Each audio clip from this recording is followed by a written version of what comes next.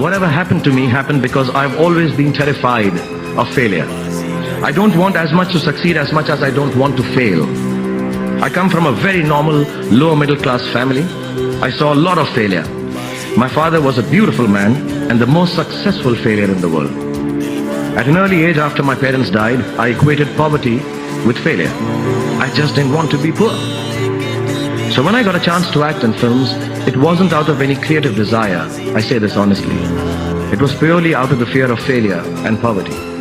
Most of the films I signed were discards of better known actors, and the producers could not find anyone else to do them. I did them all to make sure that I was working to avoid unemployment. Firstly, it's not the absence of failure that makes you success. It is your response to failure that actually helps to buffer the reverses that you experience. I personally have one response to failure: pragmatism. A recognition and belief that if one approach does not work, then the other will or might. Repeated failure has taught me to stop pretending I'm someone else. It's given me the clarity to stick to things that really matter to me instead of distracting me from my core. Failure also gets you to find who your real friends are.